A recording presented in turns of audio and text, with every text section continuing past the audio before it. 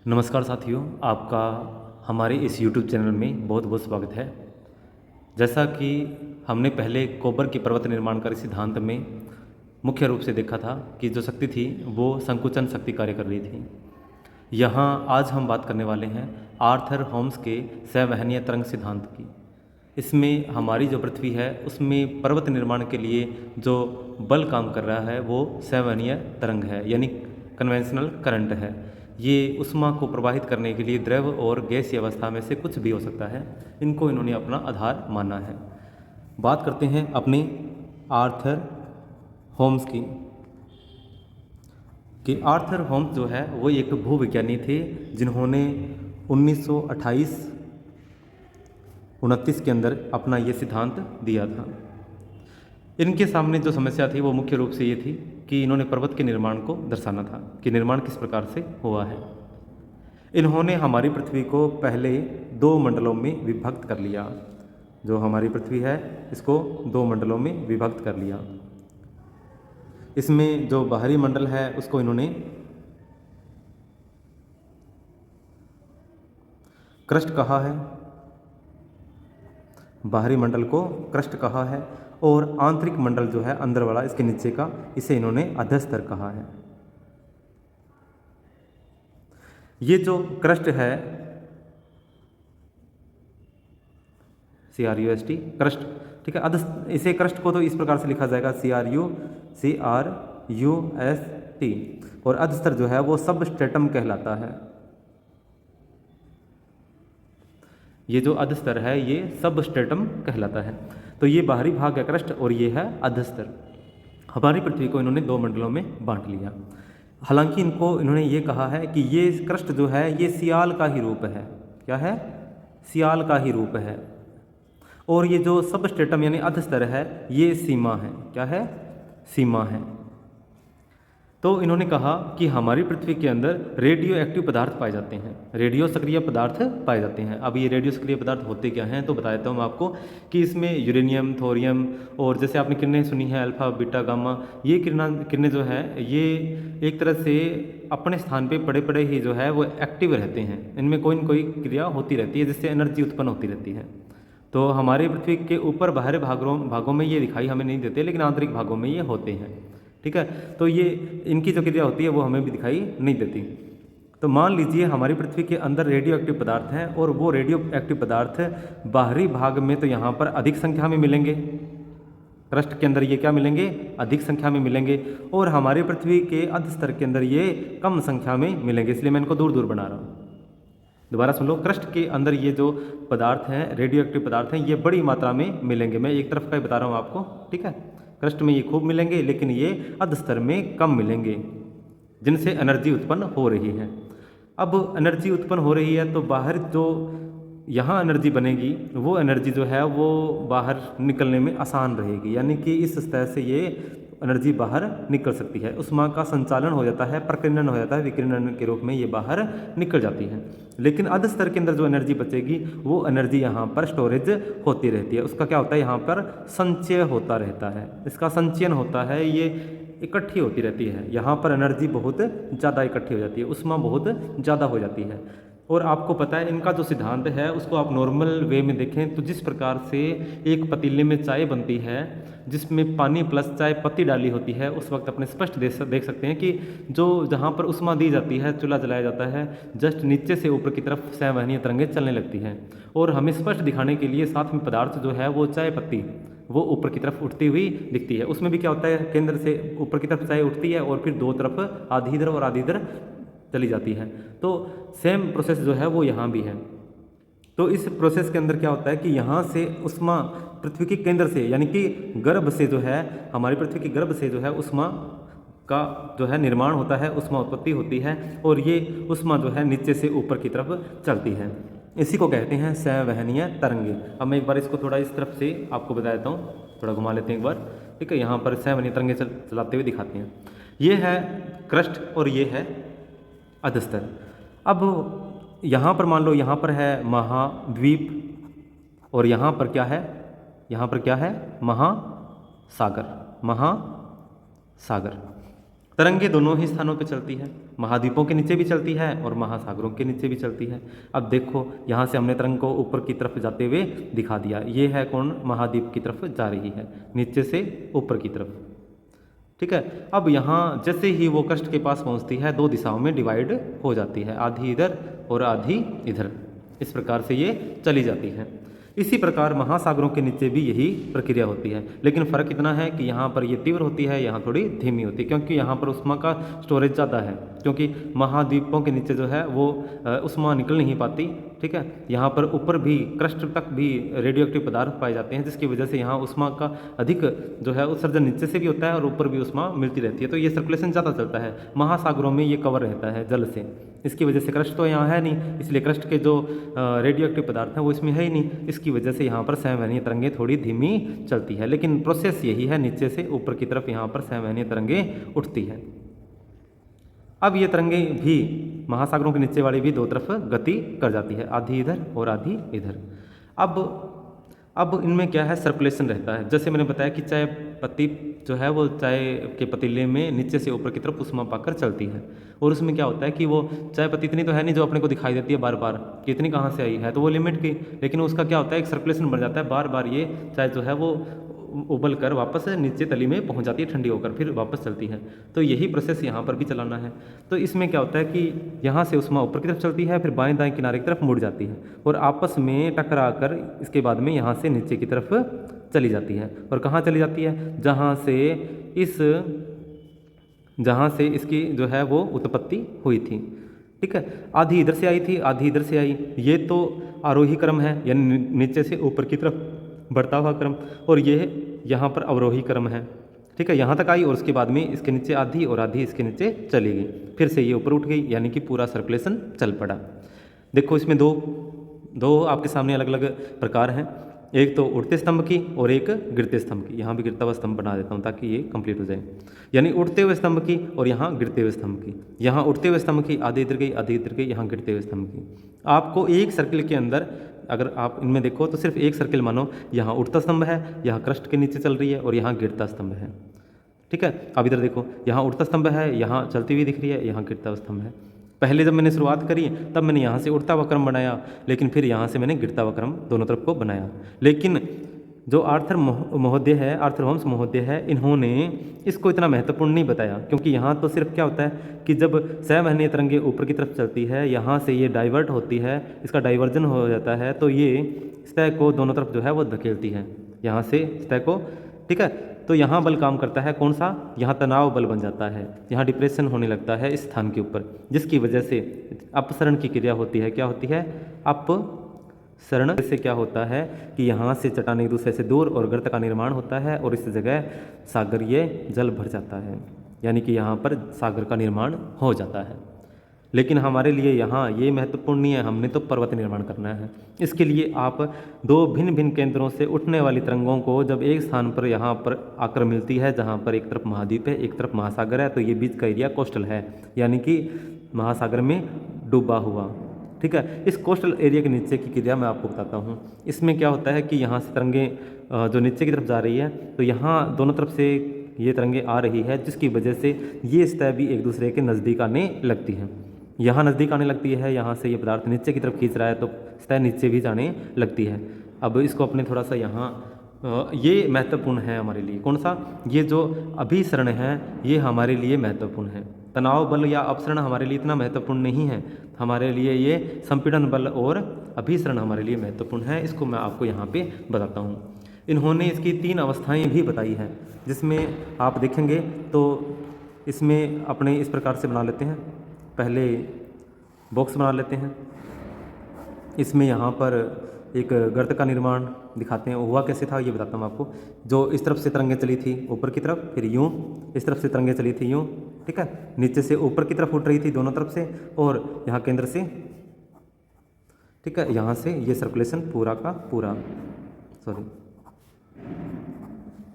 तो यहाँ पर जो है ये तरंगें जो है वो एक दूसरे के नज़दीक आ रही हैं और फिर नीचे जा रही हैं और फिर नीचे से केंद्र से वापस चलकर ऊपर की तरफ उठती हैं। इस सर्कुलेशन की वजह से होता क्या है, ये चलो मान लेते हैं अपनी प्रथम अवस्था है। क्या है, प्रथम अवस्था है, ठीक है। ये प्रथम अवस्था है जिसके अंदर संवहनीय तरंगें बहुत ही जो है सामान्य गति से मतलब तेज़ चलती है, इतनी भी तेज़ नहीं लेकिन है फास्ट चलती है।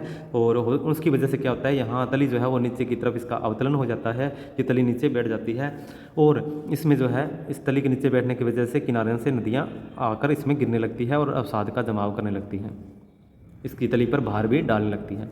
ये प्रोसेस बार बार चलती है, ये प्रोसेस बार बार चलती है, ये गति और भी तेज़ हो जाती है। अब मैं आपको बताता हूँ कि यहाँ पर आप पृथ्वी का नॉर्मल सिस्टम देखोगे तो ऊपर यहाँ पर आपको पृथ्वी जो है वो कोल्ड मिलती है, यहाँ पर आपको सामान्य गुनगुना टाइप जो है यानी कि वार्म मिलती है, और यहाँ पर आपको हॉट मिलती है यानी गर्म मिलती है, यहाँ पर वेरी हॉट मिलती है।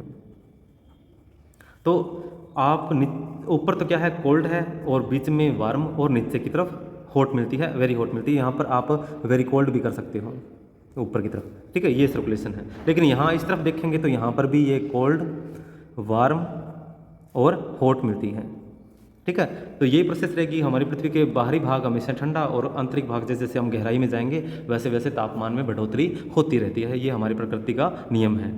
बताया था गर्म पदार्थ जो है वो हमेशा ही ऊपर की तरफ उठता है, ठंडा पदार्थ हमेशा नीचे की तरफ। अब देखो यहाँ पे है ये गर्म पदार्थ, ये गर्म पदार्थ ऊपर की तरफ उठ रहा है और ऊपर है ठंडा पदार्थ, सामान्य सी बात है। तो ये सर्कुलेशन अभी तक ये पदार्थ नहीं जा रहा। पदार्थ देखो एक सिस्टम होता है कि जब कोई जल का बहाव होता है तो ये एक तरह से यूँ मानो कोई जल बह रहा है और पास में वो कंकड़ पत्थर पड़ रहे हैं, तो वो कंकड़ पत्थर इसके पास वाला यानी ये पदार्थ जो इसके पास में पड़ा है यही है।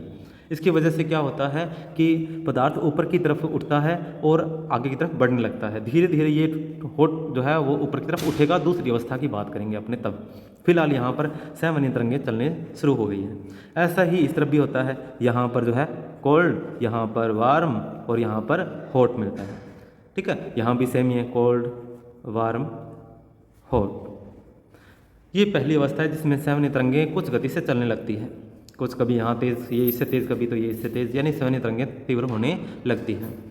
अब होता ये है कि संवहनीय तरंगें जब चलती है तो यहाँ से पदार्थ को नीचे की तरफ ले जाने लगती है। मैंने ये जो डॉट डॉट लगाया है इसको नीचे की तरफ ये ले जा रही है, ठीक है। यहाँ पर ये नीचे की तरफ लेके जा रही है, लेकिन यहाँ आपको पता है नीचे की तरफ पदार्थ जो है वो क्या है, गर्म है। तो यही पदार्थ जो कि ठंडे क्षेत्र का था, जब ये गर्म क्षेत्र में जाएगा तो इसमें से विकिरण उष्मा, इसमें से जो है वो अधिक उष्मा में आएगा तो इसका घनत्व बढ़ जाएगा, और घनत्व बढ़ने से ये पदार्थ जो है वो अपने आकार से छोटा हो जाएगा। ये छोटा होगा तो ऊपर की तली और भी नीचे बैठेगी। एक तो ऊपर से पड़ने वाला ये जो दबाव है और एक आंतरिक जो इनका आकार छोटा हो रहा है उसकी वजह से ये तली जो है इसके नीचे, यानी कि यहाँ पदार्थों कमी होने की वजह से ये नीचे बैठने लगती है।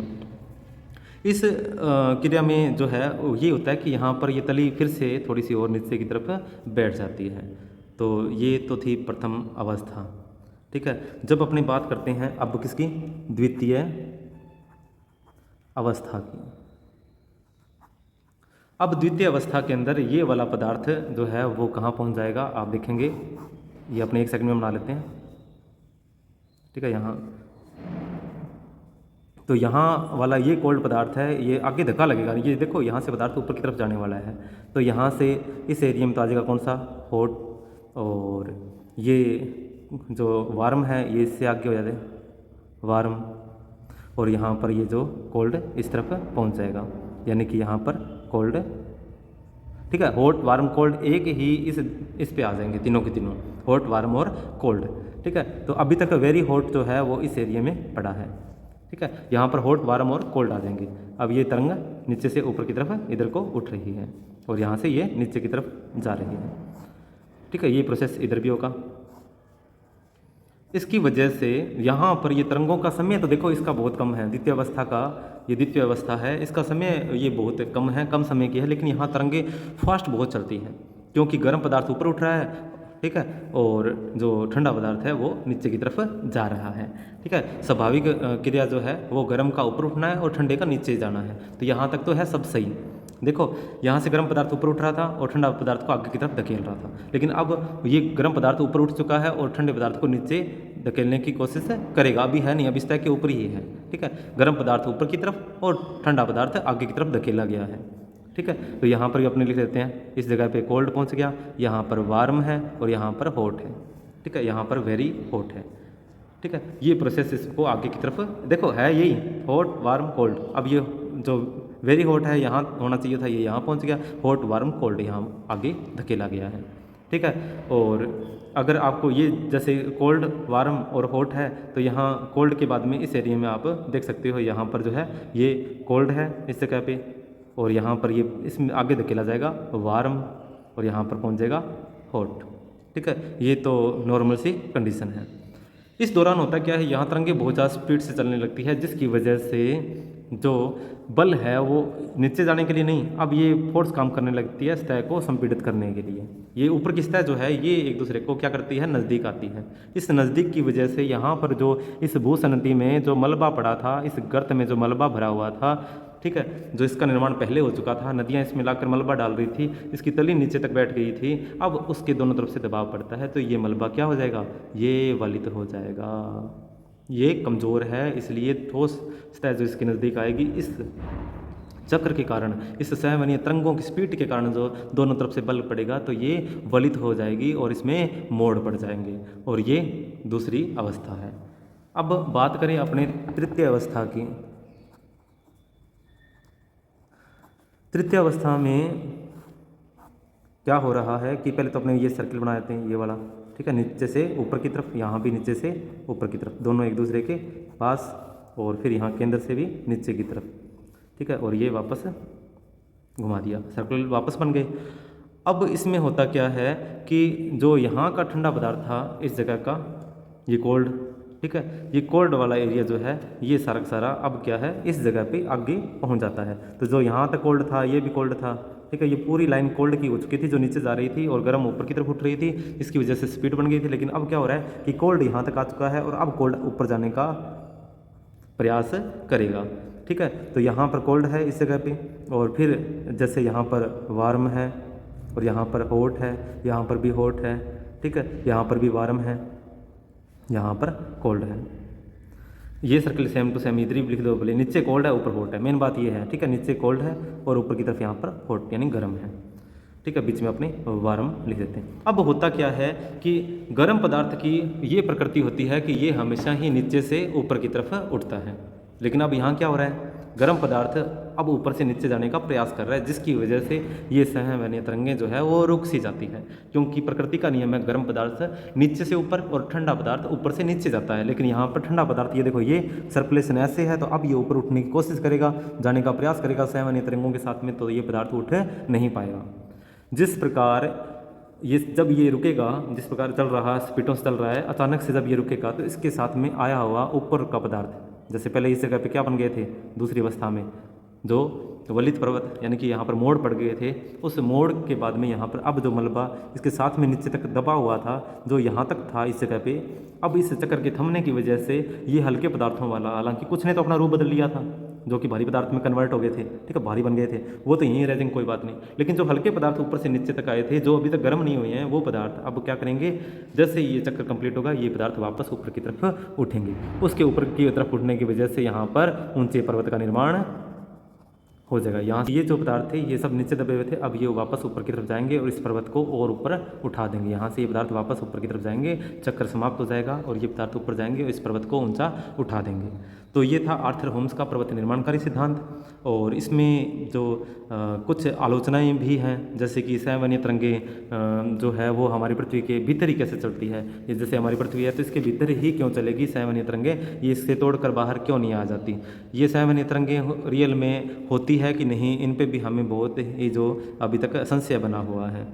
तो इनमें ताप प्रवणता किस प्रकार से काम करती है इसकी भी जानकारी नहीं है।